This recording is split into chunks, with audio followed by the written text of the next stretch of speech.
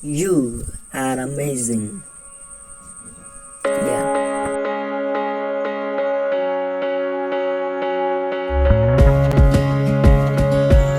Let's talk about happiness. The ecstatic state of feeling of the mind when he is free from pain and then it is enlightened.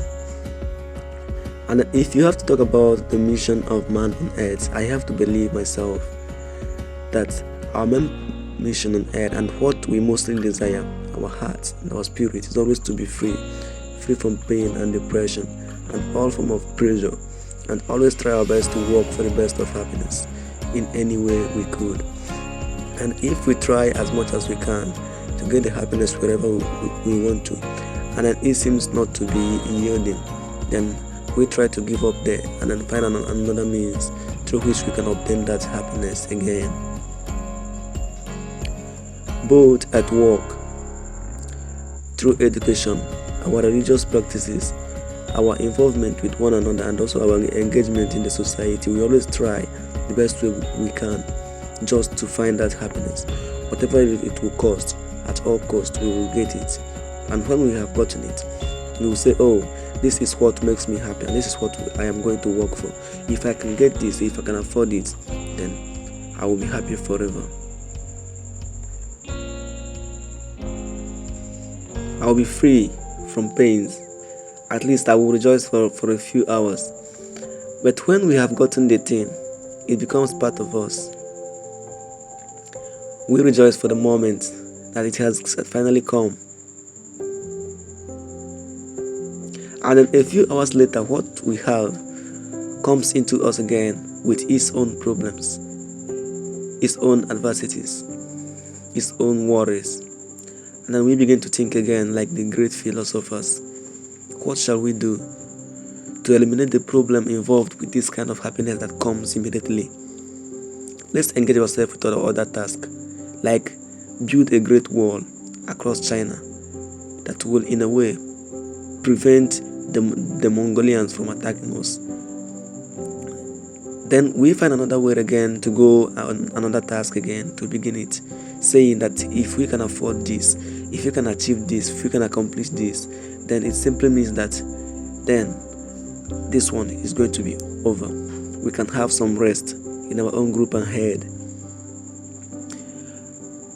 But again, in what we are doing, fear comes in again, and then we begin to worry again. What among us, what outside us, what within us is going to bring another problems? That the uncertainties of life will not in its own way affect us. We find other means to find pasture, to find peace, wherever and however we can afford it, from the depth of the ocean to the height of the skies, from the home of the sharks to the place of the eagles. And now the question is, all these things we are laboring for on earth, all these things we are fighting for and killing one another, do you strongly believe that they are worth it? Or is it just the foolishness of man? The inability to understand the vacuity within, let go of everything, and then just be free. Just be with nature and enjoy and be happy. What much is it going to cost us? Nothing.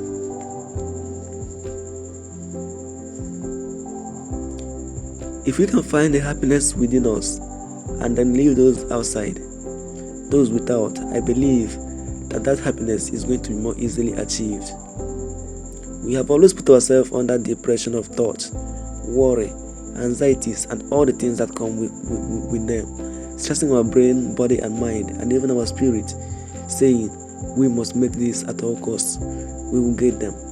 But even the birds of the air are happier than we are. The animals in the bush, they are happier. Why can't we just imitate them? Why can't we just try our best to be like them? To practice the same life that they live, and then know by possibility if we are going to find a way to become like one of them. Man has power over all the earth, dominion, but still we fight over a square meter. A square meter.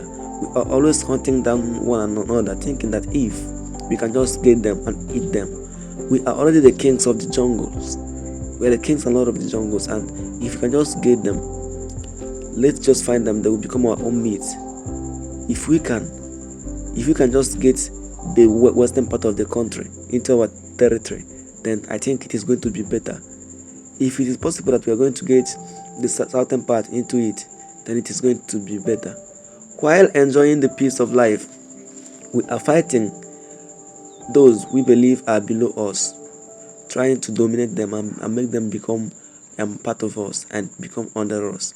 We're still at the moment running away from the predators of life, who on their own are trying to hunt us down and make us our slave. So instead of man to find a way to coexist in life and enjoy the joy that is within, we now try to become the dominant, and then in a way a war of sovereignty ensues. Now the supremacy has to go with who has the stronger arm, which is wrong.